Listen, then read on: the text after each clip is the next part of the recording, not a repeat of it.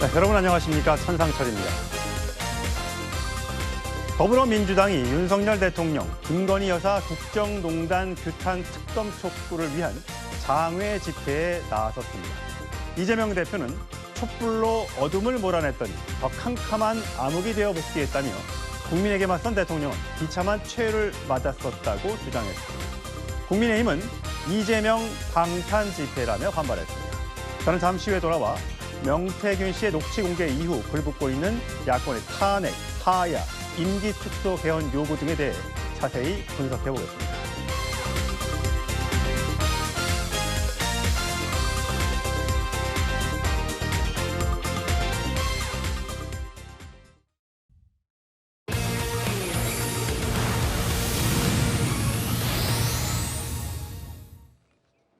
네, 더불어민주당이 오늘 오후 2시부터 서울역 일대를 중심으로 대규모 장외 집회를 열었습니다. 이재명 대표도 이렇게 참석을 했는데요. 촛불로 어둠을 몰아냈더니 더 캄캄한 암흑이 되어 돌아왔다라고 주장을 했습니다.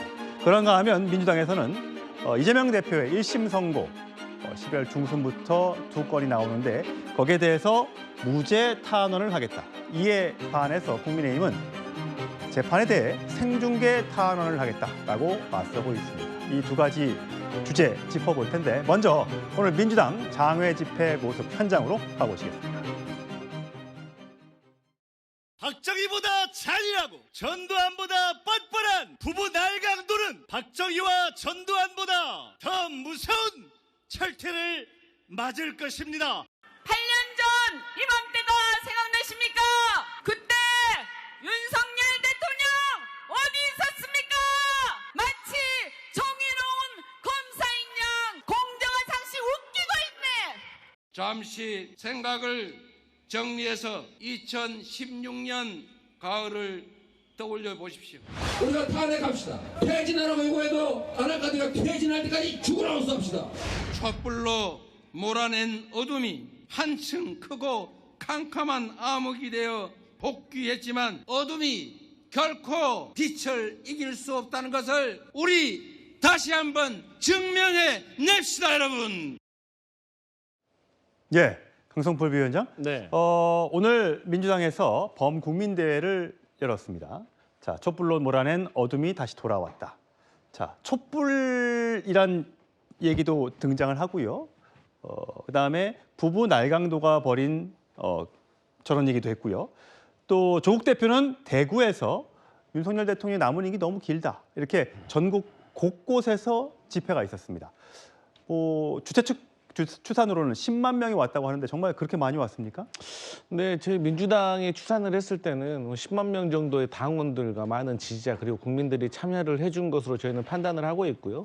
또 뭐 경찰 추산이라든지 아니면 뭐 다른 언론사의 또 추산도 한번 지켜봐야 될 문제가 있는데 사실 저희 민주당이 판단을 했을 때는 그런 것 같습니다. 어제 국회 운영위에서 정진석 비서실장이 이번에 명태균 씨와 관련된 거 그리고 대통령의 음성 녹취와 관련된 해명이 오히려 조금 뭔가 상황을 좀 더 안 좋게 만든 것이 아니냐. 그러니까 좀 뭔가 납득이 가고 설명이 이해가 가야 되는데 오히려 조금 국민들을 더 화나게 한 측면이 있지 않나. 그래서 그런 동력을 얻어서 많은 국민들이 또 광장으로 좀 나오신 것이 아닌가 저희는 그렇게 판단을 하고 있고 또 김민석 최고위원이 한 말은 다소 조금 과도한 편은 있긴 하지만 사실 광화문만 가더라도요. 저희 민주당과 관련해가지고 뭐 개민당이라는 이런 현수막도 있거든요. 그래서 원래 장에서는 이렇게 거친 언사가 오고 가는 그런 형편이라는 것을 좀 이해하실 것 같습니다. 예, 박상수 대변인.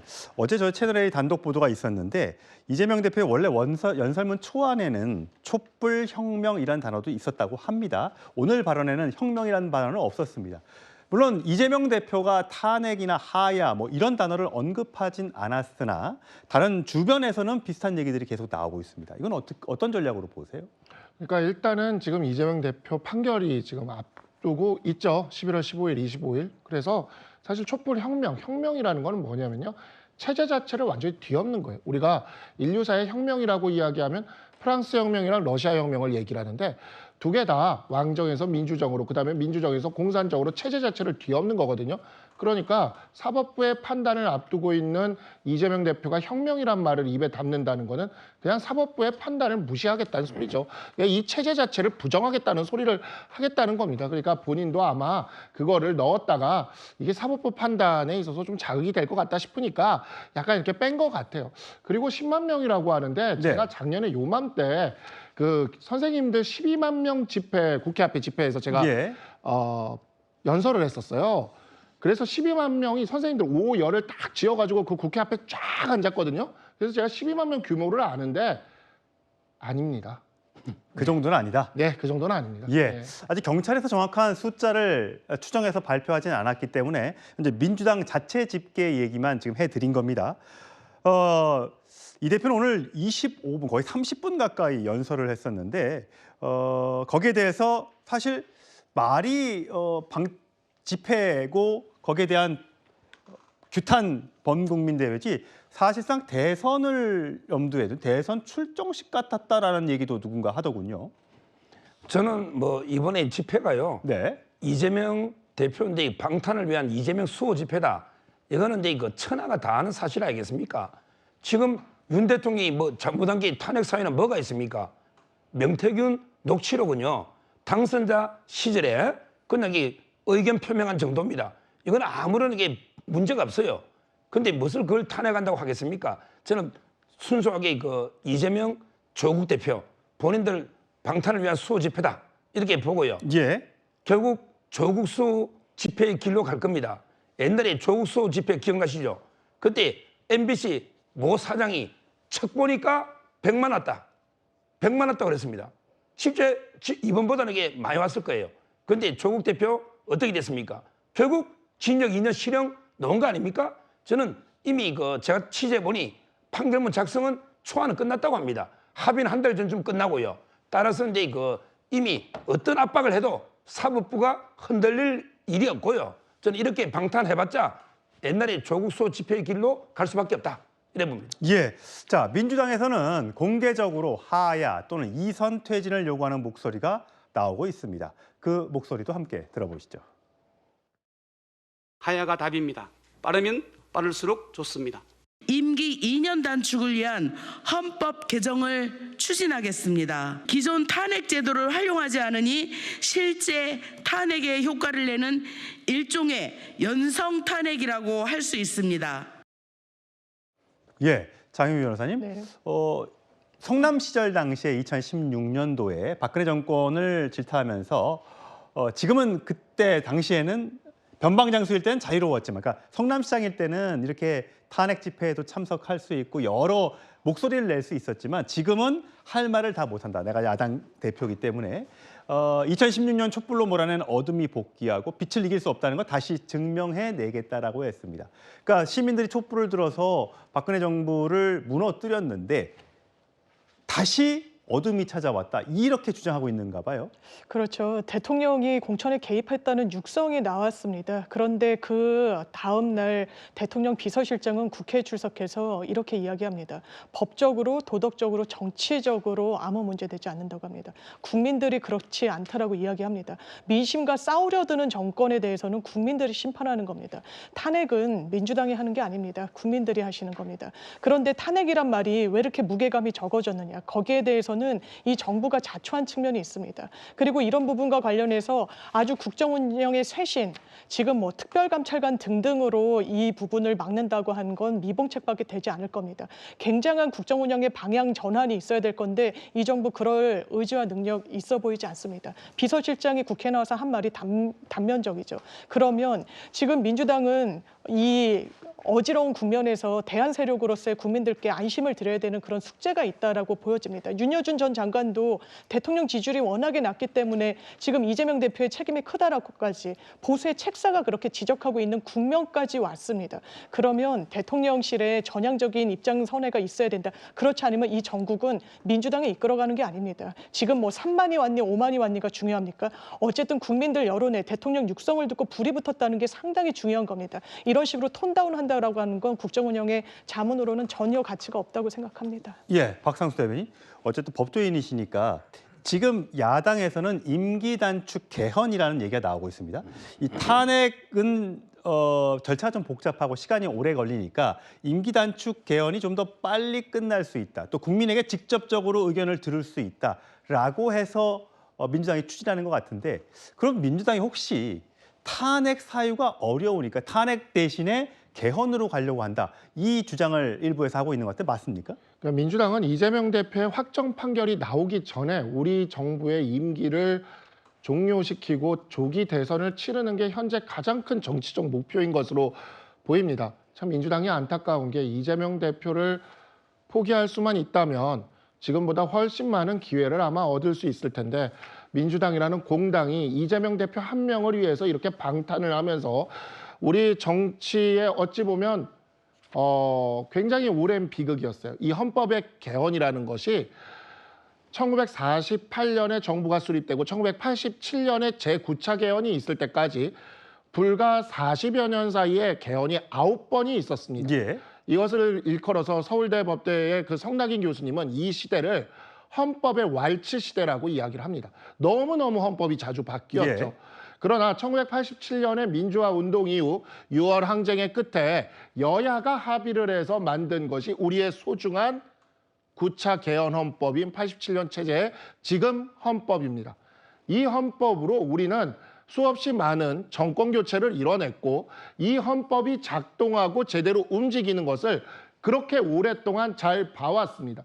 이재명 대표 한 명의 방탄을 위해 헌법을 개정해서 대통령 임기를 축소시키려는 이러한 시도는 이 대통령제 국가의 국민 주권의 중대한 모독이다. 저는 이렇게 생각을 합니다. 예. 그렇기 때문에 그 부분에 대해서 우리 당은 일고의 여지도 없이 받아들일 이유가 없다라고 말씀드릴 수 있겠습니다. 예, 강성필 부위원장. 네. 사실 우리 국민에게는 다 가슴 아픈 트라우마로 자리 잡고 있는 게 박근혜 전 대통령의 탄핵입니다.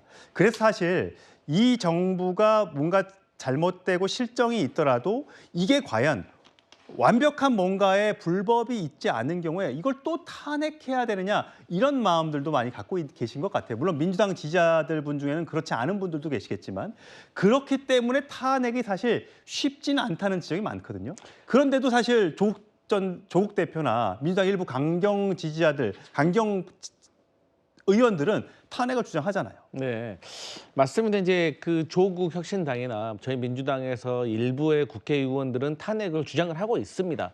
그런데 이게 양쪽의 진영은 사실 확실하게 결집이 되어 있고 확실하게 주장이 있잖아요. 그렇기 때문에 이 중도에 저는 마음이 상당히 중요하다고 생각을 합니다. 근데 말씀하셨던 것처럼 탄핵 트라우마가 저는 그 여권의 지지자뿐만이 아니라 국민 전체에게 있다고 생각을 합니다. 그리고 이 탄핵을 심판하는 헌재의 결정에 대해서도 훗날 누구는 인정을 할 수 있고 누구는 인정을 할 수가 없기 때문에 또 국민 분열이 있을 수가 있고 예. 그 이후에 수립된 정권은 또 그다음에 이러한 분열을 다시 좀 화합시켜야 되는 부담감이 있기 때문에 그렇기 때문에 이 모든 것을 해결할 수 있는 것이 개헌 그리고 임기 단축 이런 것들이 합의점이라고 생각을 하고 과거에 박근혜 전 대통령 당시에도 문재인 대표는 질서 있는 퇴진을 요구했거든요. 이게 어떻게 보면 그 당시에 질서 있는 퇴진이 저는 이 개헌 합의된 개헌이라고 생각을 하고 대통령의 임기는 또 윤석열 대통령이 결단을 내려야 될 문제이기 때문에 결국엔 모두가 합의를 해야 됩니다.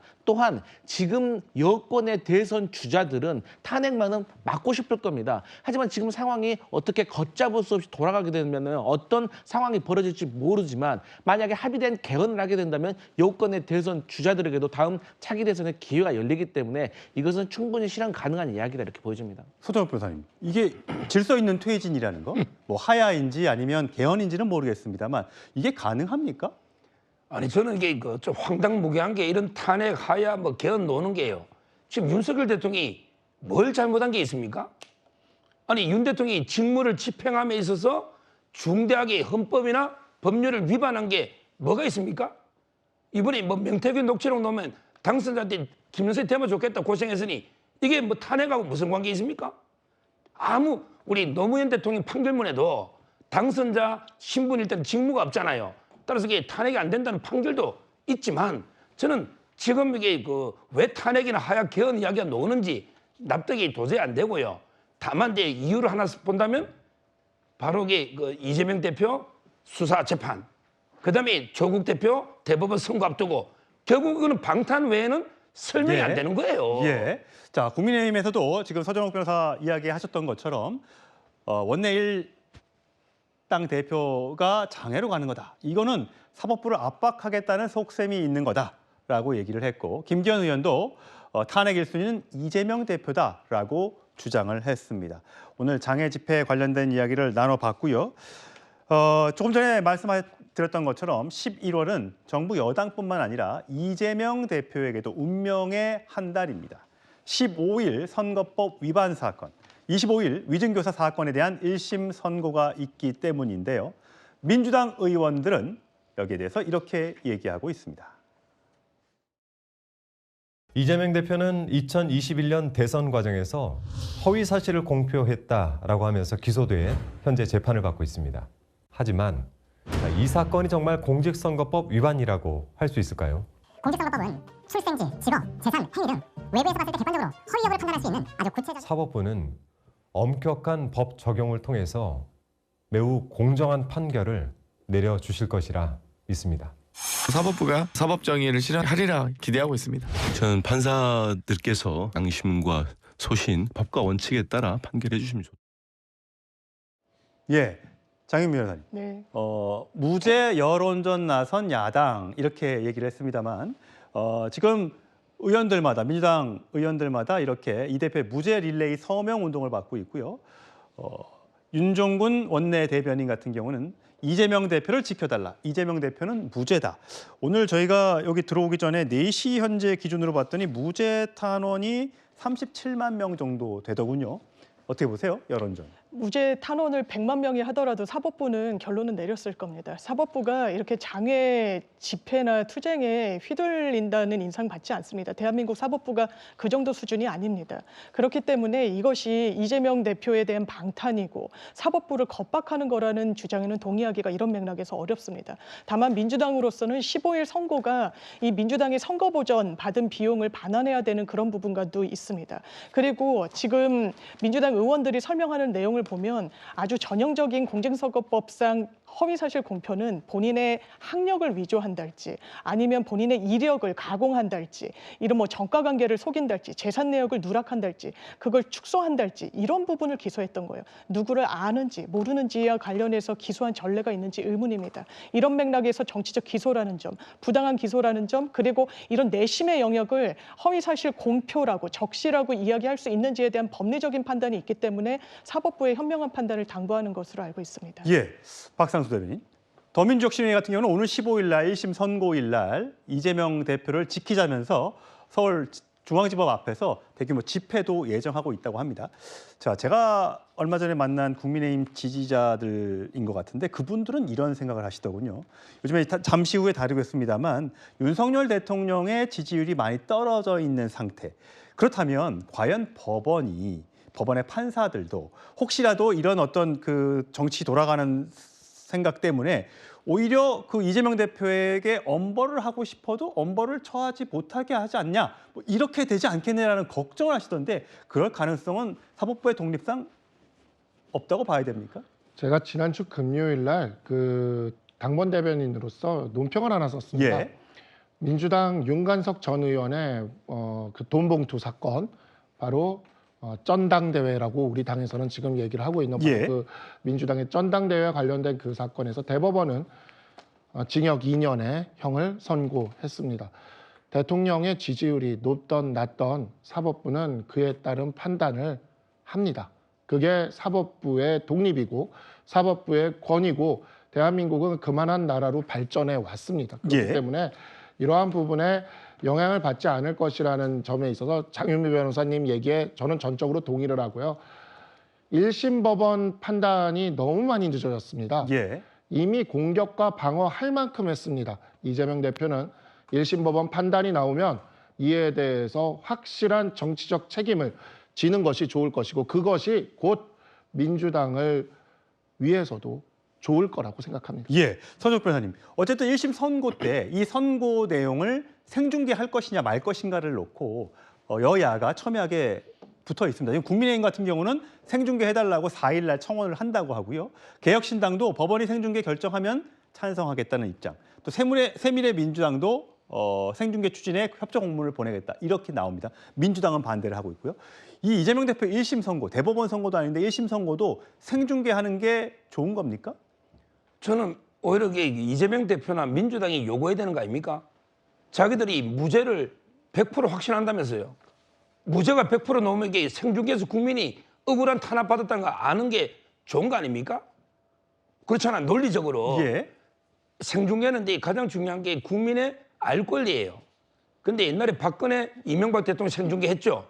근데 이명박 대통령 선거 중계보다 이재명 대표 시청률이 저는 몇 배는 더 나올 거로 봅니다. 왜 그렇습니까?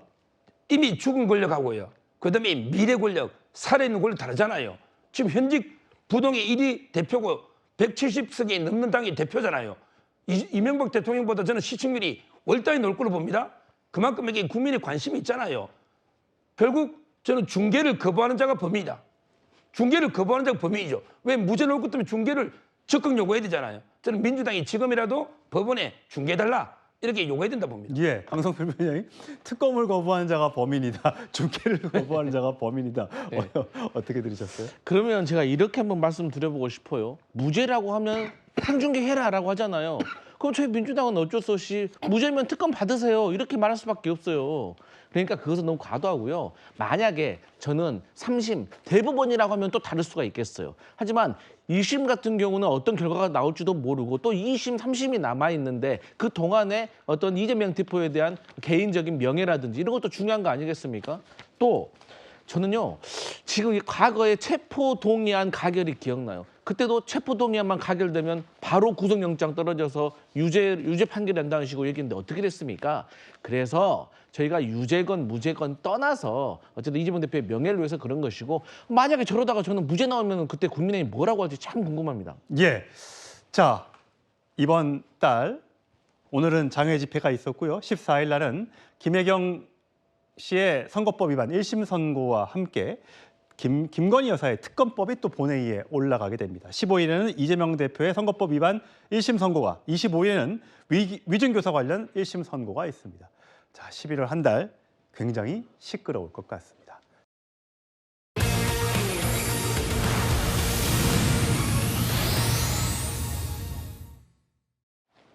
예, TK 너마저. 예, 갤럽 여론조사 지지율 이야기를 해볼 거고요. 오세훈 시장이 요즘에 언론에 등장하는 일이 잦아졌습니다. 왜 그런지 저희가 살펴보도록 하겠습니다. 먼저 어제 밤, 오늘 새벽 늦게 일찍까지 했었군요. 국회 운영위에서 있었던 일 먼저 화면으로 만나보시죠. 비서실장님 같은 분들이 대통령을 모시고 계시니까 지지율이 19%가 나오는 거 아닌가 하는. 빠져나가시니까 지금 지지율이 19%가 나오는 겁니다. 이런 식으로 마십시오. 국민들한테 눈속임하려고 하니까 지지율이 19%가 나오는 겁니다. 아니, 천하람 의원님은 저 들어보세요. 명태균 씨랑 이준석 대표랑 새벽 4시에 사찰에 가서 홍매와 같이 씹었잖아요. 천하람 의원님 명태균을 더 잘 알지 않습니까? 무슨 말씀이세요? 대통령님이 훨씬 더 잘하시는 것 같은데요. 아니, 그리고 이준석 대표가 새벽 4시에 물타기하고 비서실장 사찰에 가서 홍매와 씹었잖아요. 이러니까 지지율이 이 모양인 겁니다. 개혁신당 지지율이나 생각하십시오. 예, 어제 있었던 일인데 참 국민들 보기에는 저런 모습을 국회에서 보여주는 것 자체가 굉장히 화가 나는 일일 것 같습니다. 자, 윤석열 대통령의 국정수행 지지도가요, 긍정이 19%입니다. 처음으로 20% 아래로 떨어졌습니다. 자, 지역별로 볼까요? 예, TK만 봤을 때 아까 전체가 19%의 긍정 답변이었는데 TK, 보수의 본산이라고 하는 TK에서 긍정이 18%가 나왔습니다. 전체 평균보다 낮은 거죠. 왜 이렇게 낮을까라는 고민을 아마 국민의힘에서는 하고 있을 것 같습니다. 자, 서 변호사님, 왜 TK에서 윤석열 대통령의 지지율이 이렇게 많이 떨어진 겁니까? 아마 근데 저는 요즘 보수층이 좀 분열이 되면서요, 친윤하고 친한으로 이게 또 많이 분열이 돼 있어요. 예. 그러니까 윤석열 대통령에 대해서 좀 비판하는 분들이 친한 쪽에서 국민의힘 지지율은 그대로 또 유지가 돼요. 예. 이번에 갤럽 보면 국민의힘하고 민주당이 똑같습니다. 30% 똑같죠. 그러니까 제 말은 이제 아마 대구 TK청에서 한동훈 대표하고 이제 윤석열 대통령 사이에 조금 이게 갈등 양상이 보이면서 윤 대통령을 이탈했고 다만 이제 국민의힘을 떠난 거는 아니다 이렇게 보고 있거든요. 따라서 이제 결국 회복하려면요 윤석열 대통령하고 한동훈 대표가 하나가 돼야 됩니다. 하나가 돼야 되는데 사실 그동안에 있었던 여러 가지 모습을 보면 그렇지 못한 거 아닙니까? 근데 분열하면 TK처럼 이래 되는 거예요. 예. TK 국민의힘 지지하고 대통령 지지가 디커플링이 되는 거예요. 저는 대통령이 그걸 알고 어떻게든 이게 20년 동안 인간관계가 있지 않습니까? 어떻게든 이게 강력하게 원팀을 구축하면요. 지지율은 이게 당 지지율 가거든요. 그러면 이게 그냥 한 30% 가까이 가기 때문에 그 외에는 방법이 없어요. 예. 분열하면 망합니다. 예, 분열이 아니고 통합을 해야 된다라는 서정욱 변호사의 일침이 있었는데 이런 또 얘기를 하다 보면 명태균 씨의 녹취가 여러 개가 공개가 됐습니다. 그중에 한 개가 이런 것도 있었습니다. 들어보시겠습니다. 내가 무슨 서울대를 나왔어. 촌에서 26살까지 소 젖자다가 나온다는데. 네? 다 알아. 근데 그 사람들 왜 나를 그렇게 대할까? 그 사람들이 정말 대단한 게 뭔지 알아요? 사람을 알아보는 거야, 김건희가. 윤석열이 장님 무사인데 윤석열이를 내가 처음 만났으면 윤석열이 나를 못 알아봤고 김건희를 내를 만났기 때문에 김건희 때문에 윤석열이라고 그래요. 예, 장 변호사님. 네. 그러니까 명태균 씨의 저 얘기 보면 김건희 여사가 나를 알아봤기 때문에 뭐 잘 된 거다. 뭐 대통령도 당선되고 여당 대표도 자기가 만들었고 서울시장도 했고 내가 다 했다라고 주장하는 게 김건희 덕분이다. 네. 윤석열 대통령을 어떻게 보면 비하하는 듯한 목소리고요.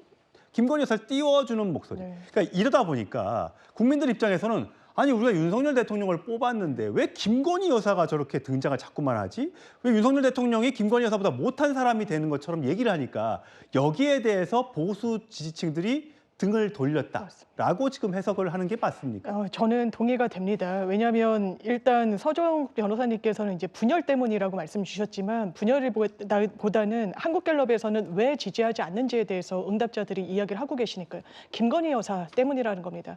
거기에 대한 비호감도는 지난주보다 더 올랐고요.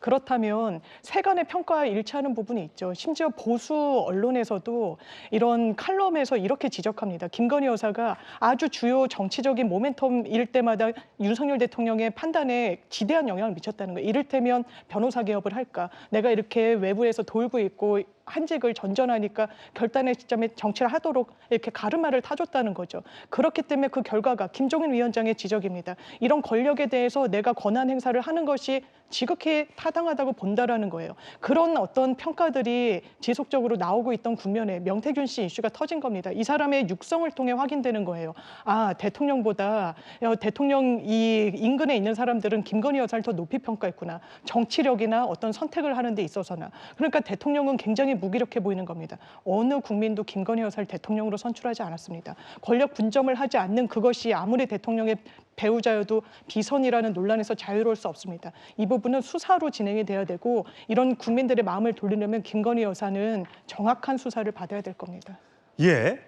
자, 윤 대통령과 명태균 씨 녹취가 나오면서 국민의힘 입장에서는 위기감이 지금 고조가 되고 있습니다. 이게 법적으로 문제가 있다 없다, 당선인 신분이었기 때문에 공무원이 이다 아니다를 떠나서 윤 대통령의 육성이 등장을 하고 명태균 씨의 여러 주장들이 계속 음성으로 공개가 되면서 굉장히 국민의힘에서는 난감한 상황이 이어지고 있는데 한동훈 대표는 침묵을 이어가고 있습니다. 충분한 고민을 통해서 이 리스크를 어떻게 감당해야 되고 대통령의 발언에 대해서 국민들이 어떻게 느끼실 거고 여기에 대해서 여당이 어떤 책임을 갖고 있는지에 대한 이야기가 먼저 나왔어야 된다고 저는 봐요. 민주당에서 윤석열 대통령이 공관위 보고 듣고 2022년 선거 때 김영선 시켜줘야 된다 이런 식의 녹취 공개한다고 하는데요. 어떻게 생각하세요? 제가 아는 바는 없어서요. 만약에 실제로 공관위 보고 받았다면 당무 개입이라고 생각하시나요?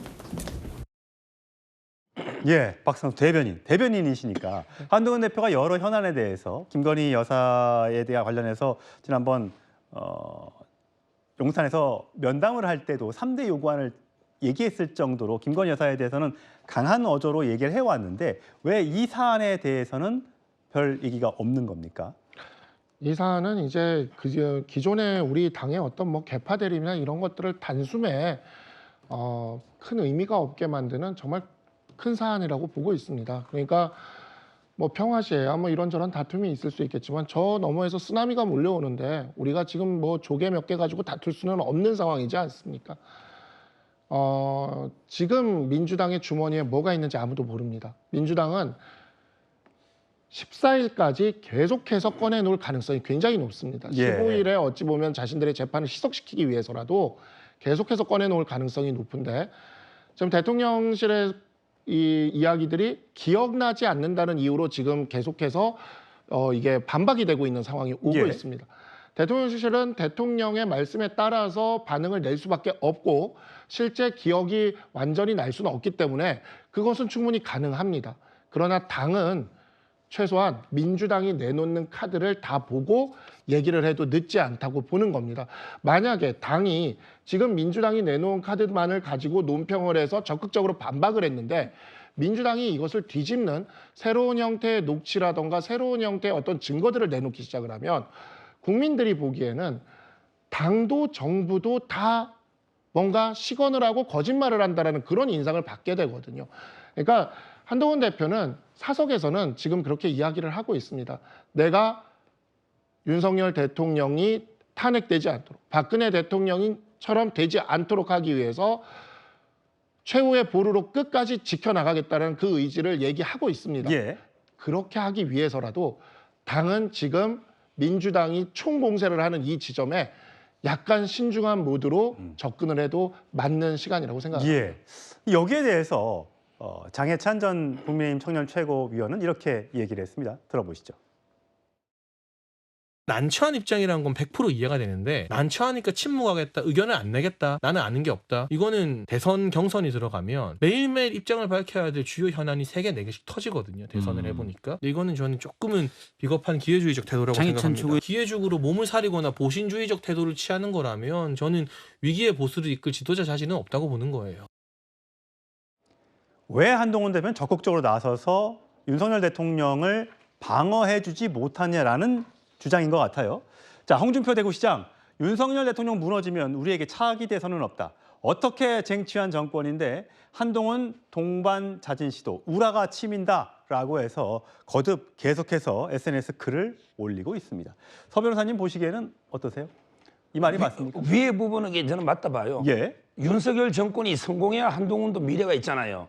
근데 윤 정권이 무너지면 우리에게 차기 돼서는 없다. 이 말에 100% 동감하고요. 근데 밑에 부분은 홍준표 시장이 좀 과한 비판 같아요. 한동훈 대표도 나름대로 윤석열 정권 성공시이고 본인도 그래 미래가 있고 이렇게 노력하고 있는데 뭐 한동훈 대표가 동반 자진을 시도하고 있다? 이거는 좀 안 맞는 비판 같습니다. 예. 서로 갈등은 있다 하더라도 언젠가는 또 하나가 돼야 되고요. 저는 한동훈 대표가 진정성 있게 나름대로 그 정권 성공과 정권 재창출을 위해서 최선의 노력을 하고 있다 보거든요. 그런데 한동훈 동반 자진을 시도한다 이거는 좀 저는 잘못된 비판이다. 이렇게 봅니다. 예, 박상태 의원님. 저는 이게 장해찬 최고의 이 발언은 좀 많이 문제가 있다고 생각을 하고요. 예.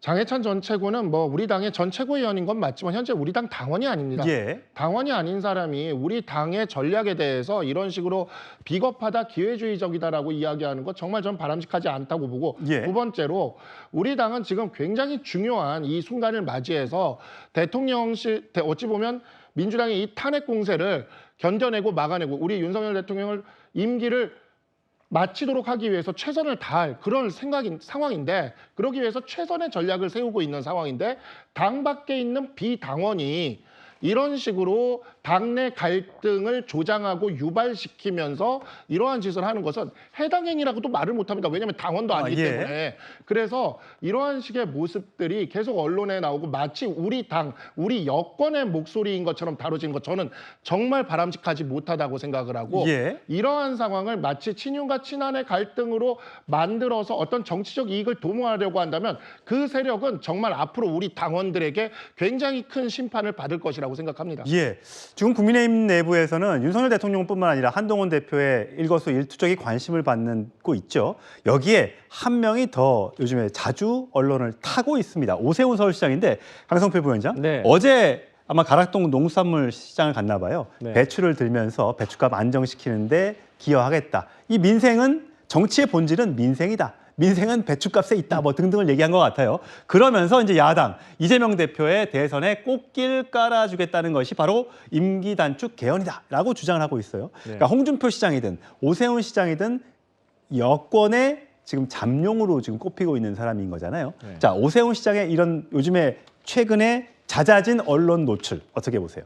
그러니까 이제 오세훈 시장도 잠재적인 대권 후보인데 최근에 한동훈 대표가 법무부 장관에서 비대위원장, 비대위원장에서 당대표까지 되면서 완전히 보수의 희망으로 이렇게 떠올랐잖아요. 예. 그렇게 되면 여기서 격차가 더 벌어지면 오세훈 시장으로서는 따라잡기가 어렵다라는 위기의식을 느꼈겠죠. 근데 저 말씀은 맞습니다. 경제, 민생이 사실 국민들이 가장 원하는 가장 중요한 조건 아니겠습니까? 지도자로서. 그렇기 때문에 오세훈 시장이 저렇게 말씀하시는 건 맞지만 근데 이 임기 단축 개헌이 이재명 대표에게 꽃길을 깔아준다라고 하지만 그러면 임기 단축 개헌을 안 하든 탄핵을 안 하든 그런다면 지금의 이 사태를 해결할 수 있는 그 무언가에 대안은 제시를 하셔야죠. 그러니까 어쨌든 지금 현실화되지는 않았지만 앞으로 이게 현실화가 될 겁니다. 어제 윤석열 대통령의 음성만 지금 공개가 됐는데도 이 파장이 크잖아요. 예. 근데 민주당에서는 지금 현재 관련된 이 의혹과 논란에 대해서 자료가 3분의 1도 보지 못했다는 거 아니겠습니까? 그러면 이 다음에 뭐 김건희 여사의 음성이라든지 뭐가 계속해서 터지면은 이거는 뭔가 결단을 내려야 됩니다. 그리고 지금 한동훈 대표께서는 무응답을 하고 계시는데 그건 당연합니다. 왜? 팩트를 모르니까 어떻게 대응할지 모를 거 아니에요. 하지만 제가 한 가지 바라고 싶은 건 뭐냐면 한동훈 대표가 지금 뭐라고 해명은 하지 못한다 하더라도 신념과 철학에 의해서 어떠한 상황에 대해서 이게 만약에 객관성이라든가 현실로 이루어진다면 그때는 어떻게 해야 된다라는 정도의 본인의 생각은 말씀하셔야지 이게 지도자고 대통령감이 될 것이다. 이렇게 보여집니다. 예. 최근에 한 언론사에서 조사한 차기 대선 주자 적합도 조사를 보면요. 이재명 대표 26, 한동훈 대표 14, 오세훈, 조국, 홍준표 각각 6%의 적합도를 기록하고 있습니다. 아직 없다가 26%니까 앞으로 2년 뒤 아직 이제 임기가 절반도 안 됐으니까 윤석열 대통령의 다음 대선 때까지는 아직 시간이 많이 남아 있기 때문에 이 숫자가 어떻게 바뀌어 나가게 될지 지켜보는 것도 관전 포인트가 될 것 같습니다.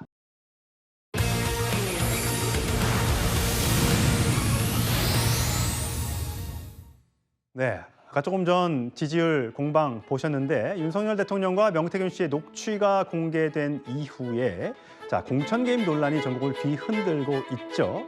자, 대통령실은 당시 당대표였던 2022년 재보궐선거 당시에 당대표였던 이준석 의원이 공천을 관여했다. 이렇게 주장하고 있고 이준석 대표는 쫓아낼 때는 언제고 이제 와서 나를 잡아놓고 있느냐, 끌고 있느냐, 핑계냐 이런 공방을 이어가고 있는데 제가 관련해서 명태균 씨의 목소리를 준비했는데 참 오선 의원을 향해서 이렇게 말하는 거 많이들 놀라셨을 겁니다. 들어보시죠. 하지 말라니까요. 대통령이 알아서 하겠다 하는데 왜 그래요? 본이 대통령입니까? 내가 지시받았다 이제 못안 내려왔다 했잖아. 본이 그러면 김건희한테 얘기하시죠 그러면. 장난하는 것도 아니고 진짜. 2번이나 전화 왔어요. 2번이나 정리해달라고. 김건희 딱 붙어야 본인이 다음에 육선을 할 거 아닙니까? 시킨 대로 해야. 어디 붙어야 먹고 산다고 내가 얘기해. 내가 그러면 그 앉아갖고 그 저 언론사 해갖고 요리조리 해갖고 예? 언론사 장사해 못 가야. 예? 그럼 김건희하고 대통령이 내보면 뭐라 하겠습니까? 장사라는 얘기가 아니야. 본인이 오해합니까? 본인 그 김건희한테 가서 김건희한테 뭘 말이라도 똑바로 해요. 김건희가 권력을 쥐고 있잖아요. 권력 진 사람이 오다를 내리는데 본인이 왜 잡소리 합니까? 하지 말라는 게 아니잖아. 내가 꼭 그런 얘기를 해야 됩니까? 시키면 시킨 대로 하이소 그냥. 예, 장인 변호사님. 네. 저 얘기를 들으면 누가 뭐 인간관계에서 사회생활하면서 누가 위가 아래고 이런 건 없지만 굉장히 놀랍습니다. 왜냐하면 처음에 기사가 초기에 나왔을 때는 국회의원실에서 회의를 하면 상석에 명태균 씨가 앉았다라는 진술이 나왔었거든요. 그때만 해도 이게 일방의 주장이다 그런 반박들이 있었습니다. 근데 그래 보이지 않죠. 왜냐하면 호통을 치니까요. 그러면서 귀에 박히는 단어는 아무래도 권력은 김건희 여사가 쥐고 있다라고 김건희 이야기를 여사를 합니다. 몇 번을 언급하는지 모르겠어요. 그렇죠. 그리고 여사를 칭할 때는 사모님 내지는 여사, 그리고 대통령을 좀 폄훼하면서 이야기를 하죠. 그냥 뭐 윤석열 이렇게 이야기를 하니까요. 그러면 김영선 의원도 선수가 그 당시에 5선 의원이었지 않습니까? 그 정치적인 구력이 있습니다. 명태균 씨 개인을 보고 이렇게 본인이 저자세로 선택을 했다라고 보이지 않습니다. 정말 그 뒤에 대통령의 부부의 그림자를 김영선 의원이 전 인지했기 때문에 이런 호통에도 이야기하잖아요. 아, 내가 그러려고 했던 게 아니다. 이런 거는 사실 굉장히 낯선 광경입니다. 심지어 명태균 씨 어떻게 했습니까? 김영선 의원과 세비를 절반으로 나눠서 본인이 가져갔습니다.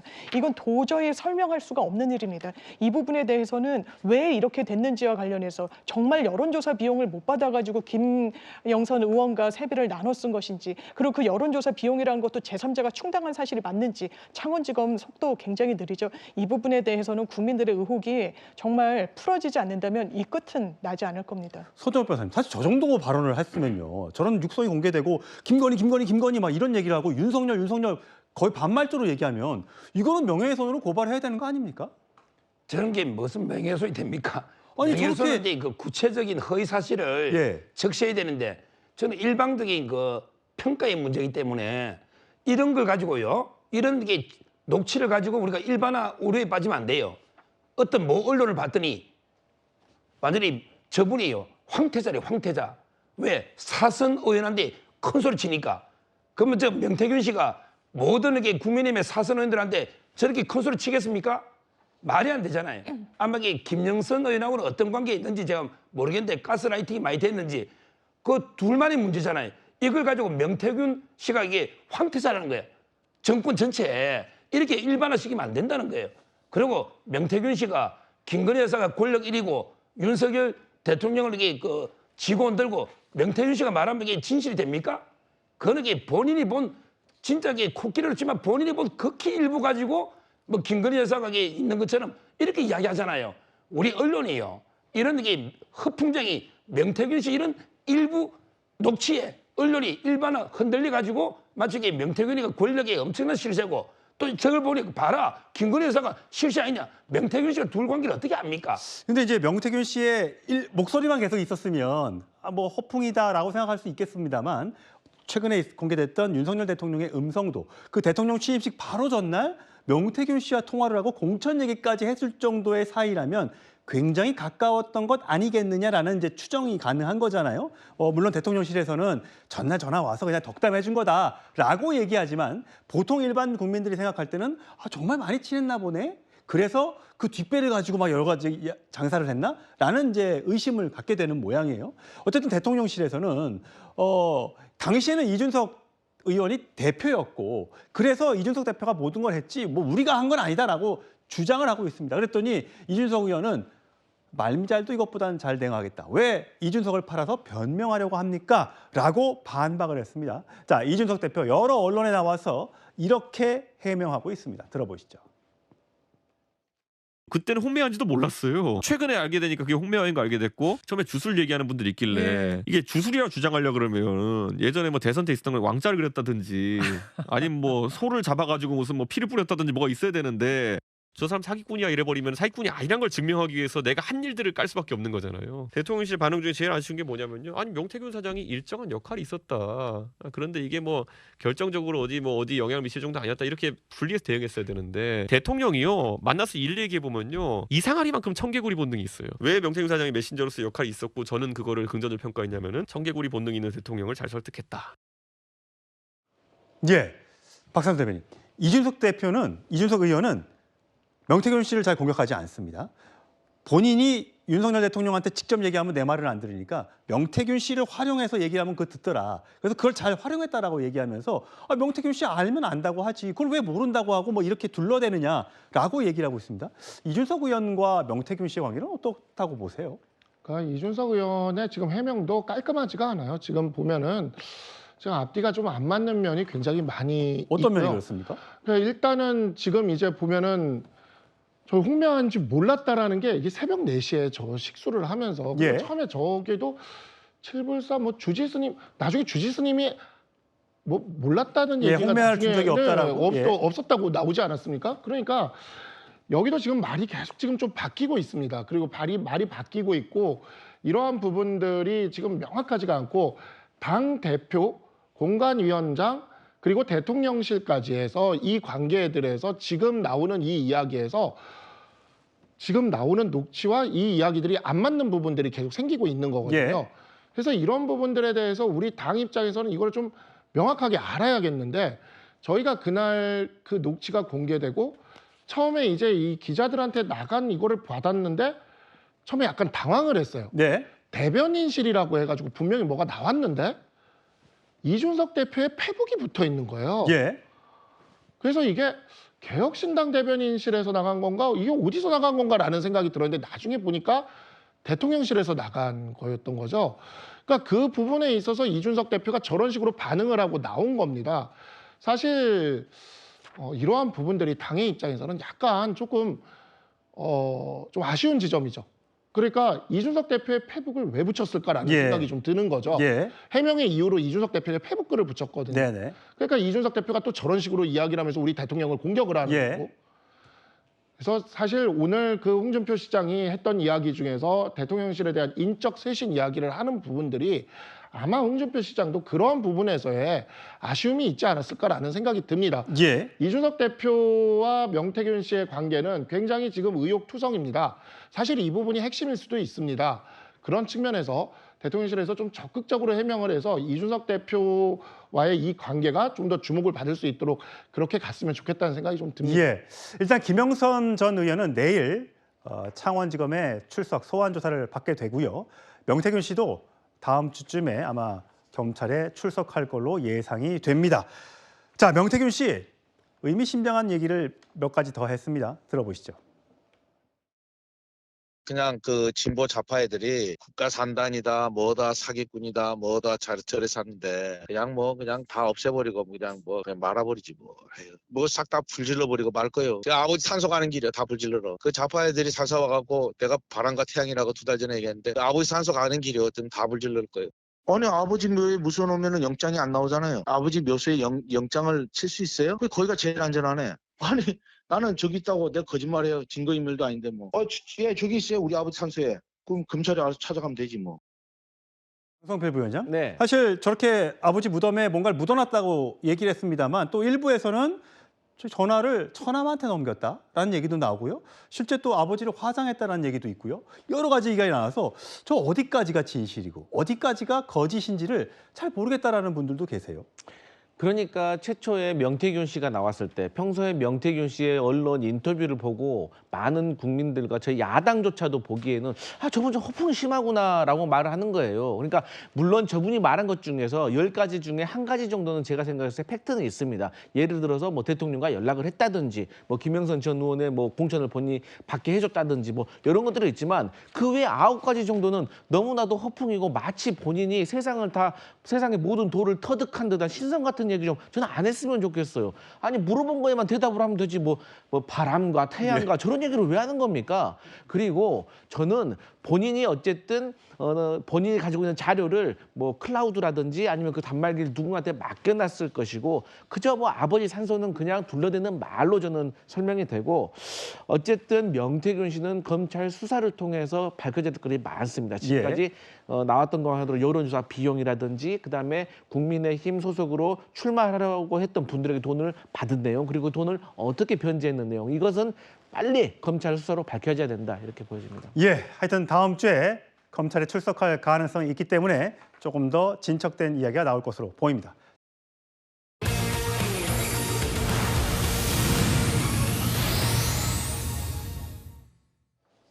예, 문다혜 씨 관련 소식인데요. 검찰이 2번째 출석을 요구했는데 문다혜 씨 2번 모두 나가지 않겠다. 나는 참고인이다 라고 얘기하고 있습니다.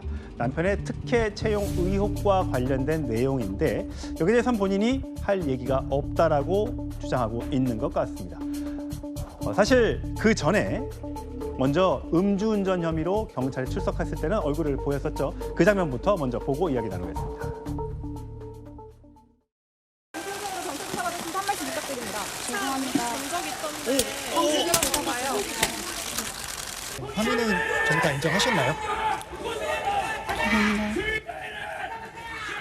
한 말씀 해주시죠.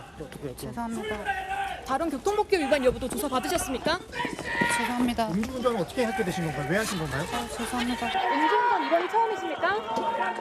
피해자와 합의서 제출했습니까?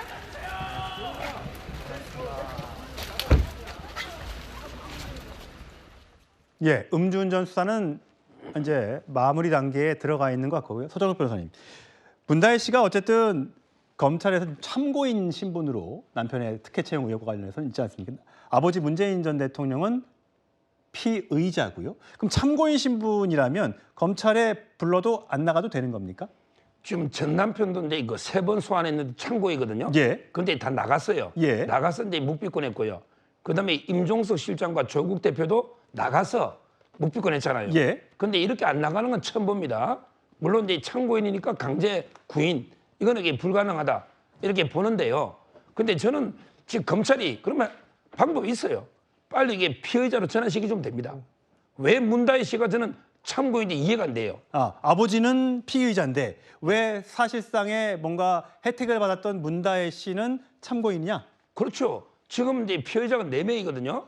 문재인 대통령, 그다음에 이상직, 그다음에 타이스타 박석호, 그다음에 조현옥 인사수석 이렇게 4명이란 말이에요. 근데 저는 그 가담했던 가장 수혜자는 게 전 남편과 문다혜 씨 아닙니까? 따라서 저는 피해자보다 피해자를 빨리 전환시켜서 강제로 소환해야 된다 이렇게 보이고요. 예. 그다음에 일반인들도요. 참고인이든 하면 이게 다 나갑니다. 저렇게 법을 무시하는 안한부인 후한무치한 행동을 하고 있다고 봅니다. 예, 장현 변호사님. 네. 보면 김남국 전 의원은 SNS에 문재인 전 대통령에 대해 또 비판을 했더군요. 그렇습니다. 이 김남국 전 의원이 올린 글의 요지는 본인이 수사받을 때는 이제 민주당의 힘을 좀 도움을 요청하고 그렇지 않았을 때는 이제 농사짓고 책방 운영하시는 부분에 대해서 비판의 목소리를 낸 건데 저는 동의하기 어렵습니다. 이 수사는 정치적인 성격을 띠고 있다라고 봅니다. 처음에 뇌물죄로 의율하려고 했죠. 준 월급이 뇌물이라는 겁니다. 그러니까 제3자 뇌물로 오랫동안 들고 있습니다. 참고인을 왜 피해자로 전환하지 못할까요? 저는 이 수사와 관련한 알맹이가 없기 때문이라고 생각합니다. 이런 본질을 이야기하지 않고 자당해서 마치 전직 대통령에 대해서 뭔가 비판을 하는 목소리는 전혀 도움이 되지 않는다고 생각합니다. 예.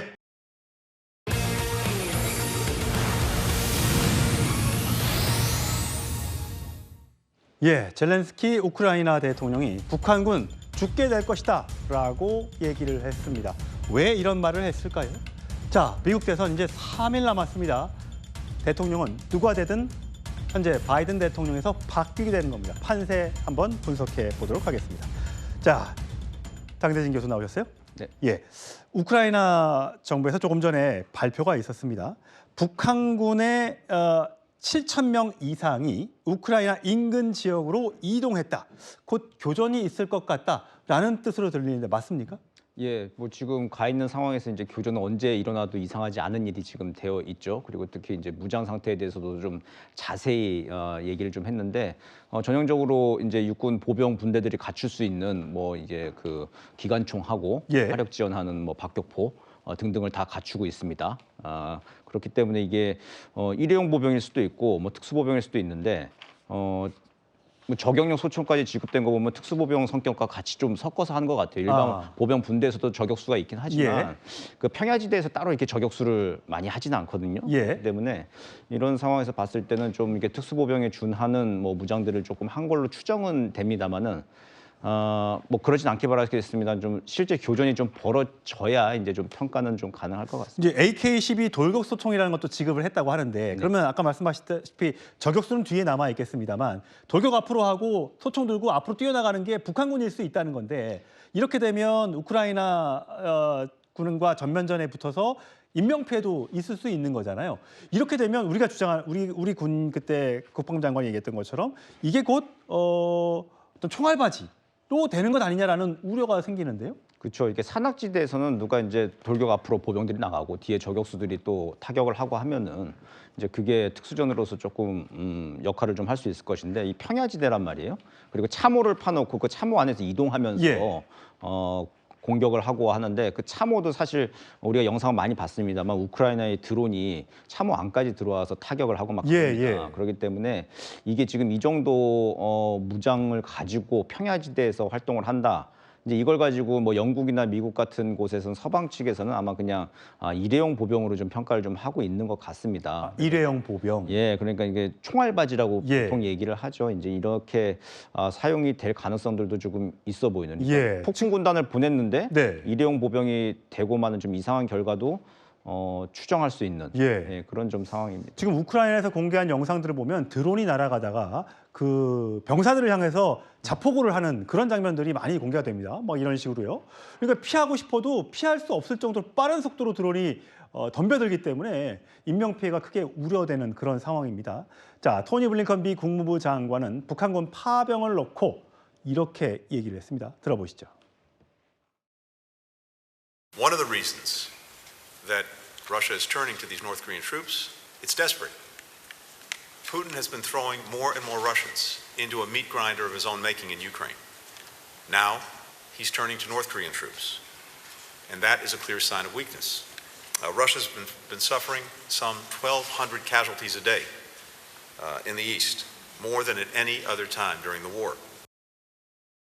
예, 제가 좀 전에 드론 얘기도 했습니다만 젤렌스키 대통령은 북한군이 현대전의 경험이 없고 그래서 많이 죽게 될 거다.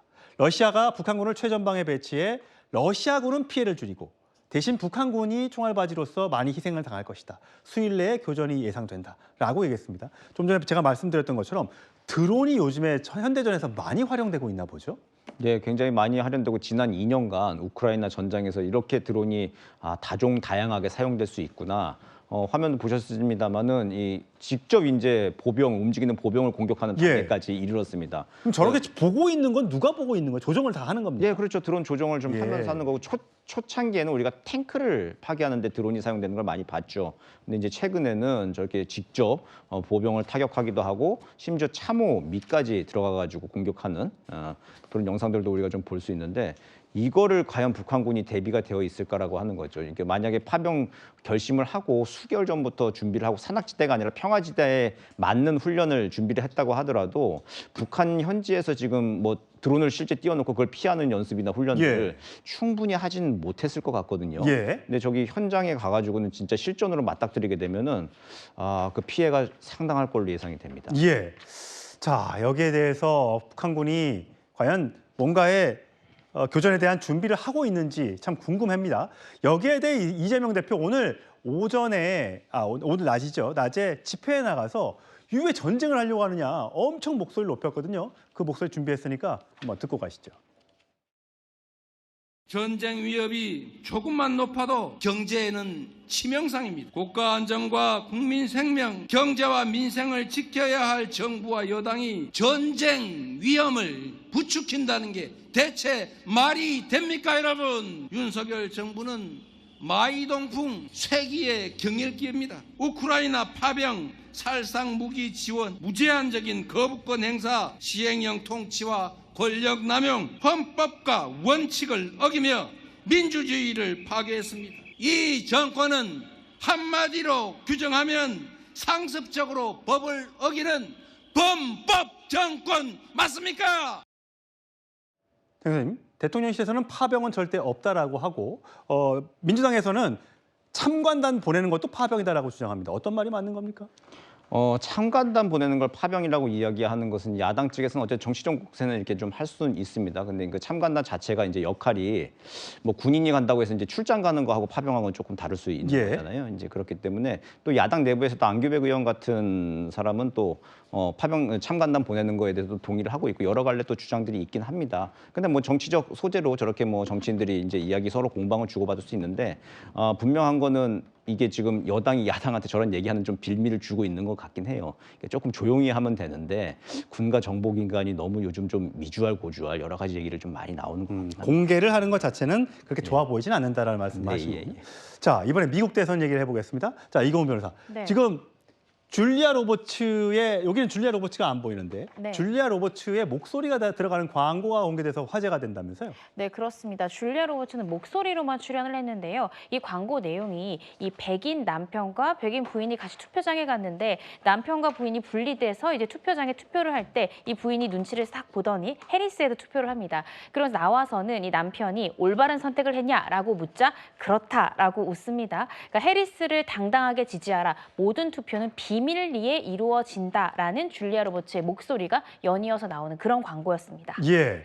자, 지금 미국에서는 저렇게 찍죠. 네. 카말라 해리스에다 동그라미를 새카맣게 칠하는데 남편이 잘했어 이렇게 하고 네. 이제 속였다는 그런 얘기잖아요. 네, 그렇습니다. 아무래도 트럼프 전 대통령의 가장 중요한 핵심 전략층이 이제 백인층이지 않습니까? 그러니까 백인 남편이 설사 트럼프 전 대통령을 지지하더라도 아내, 여성, 백인 여성층을 공략해서 이 백인 여성만큼은 당당하게 해리스 부통령을 지지해라, 투표해달라라는 점을 공략한 그런 광고 내용입니다. 예, 장 교수님. 이게 히든 해리스냐, 또 반대로 또 트럼프를 찍는데 트럼프를 지지하지 않는다라고 하는 이 또 샤이 트럼프냐, 이거 갖고 굉장히 논란이 많더라고요. 어떤 쪽이 더 많은 겁니까? 샤이 트럼프는 2016년도에 아주 전 세계에 충격을 안겨줬죠. 예. 근데 2020년도에 샤이 트럼프는 좀 사실상 거의 없어진 것 같아요. 많이 보정이 되고 이제 좀 드러내놓고 이제 트럼프를 지지하고 있는 상황들로 좀 표를 다 모은 것 같고요. 방금 광고에서 나왔지만 히든 해리스 혹은 샤이 해리스라고 얘기하는데. 예. 1999년부터 2023년까지 갤럽이 미국인 12,000명의 정치 성향을 조사한 게 있어요. 거기서 이제 미국 여성들의 진보 비율, 스스로 진보라고 얘기한 사람이 20%에서 40%로 늘어났습니다. 예. 그리고 만 65세 이상 여성 노인들도 14%에서 25%까지 올라갔거든요. 65세 이상 노인이 이게 자기 정치 성향 바꾼다는 건 조금 쉬운 일은 아닌데 11%나 올라갔다는 건 조금 눈여겨볼 점입니다. 그래서 미국에서 민주당에서 저런 식의 이제 광고를 만드는 게 그렇군요. 숨어있는 샤이 해리스, 히든 해리스가 분명히 있다는 겁니다. 예, 과연 누가 3일 뒤에 웃는 자가 될지 관심 있게 지켜보도록 하시죠.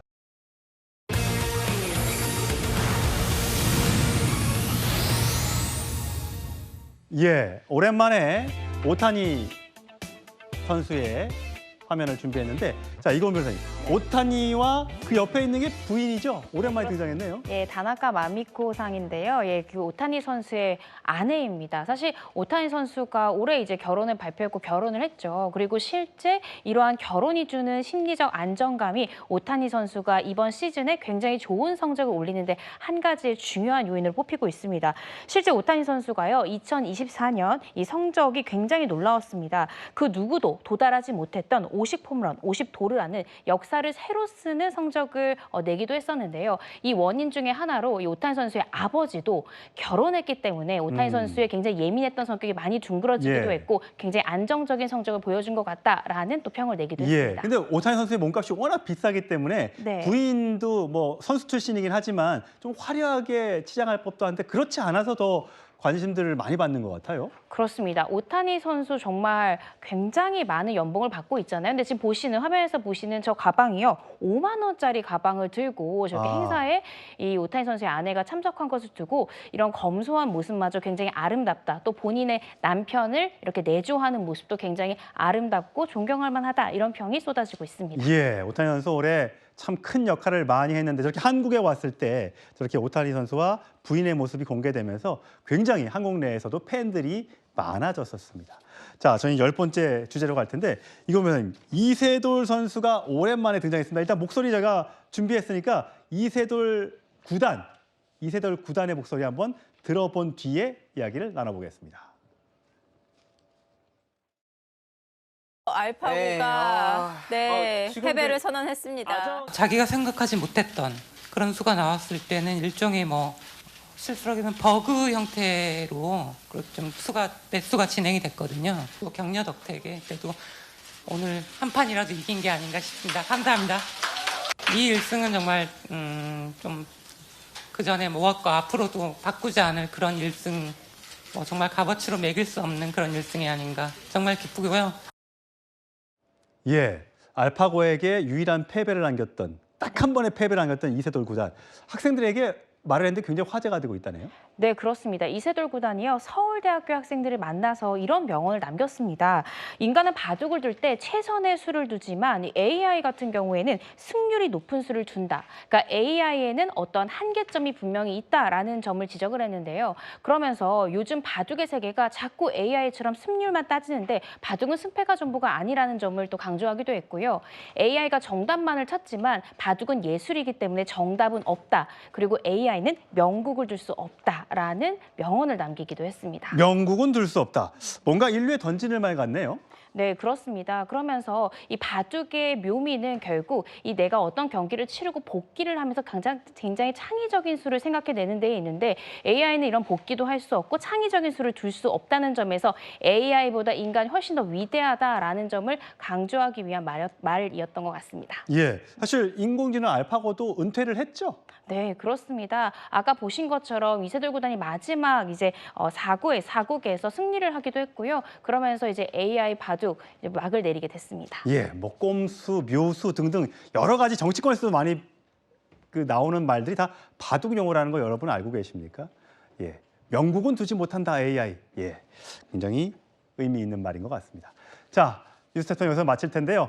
이어진 뉴스에이도 많은 시청 바랍니다. 명태균 씨 논란과 관련해서 윤석열 대통령이 이달 안에 입장을 내놓을 것으로 보입니다. 오늘 장외 집회에 참석한 이재명 민주당 대표는 2016년 촛불 집회를 언급하면서 권력 심판을 외쳤습니다. 정면 충돌을 예고한 11월 여야의 대치 상황, 잠시 후 이어지는 뉴스에이에서 자세하게 분석해 드리겠습니다. 네, 이상으로 토요일 뉴스 탑10 마치겠습니다. 여러분 고맙습니다.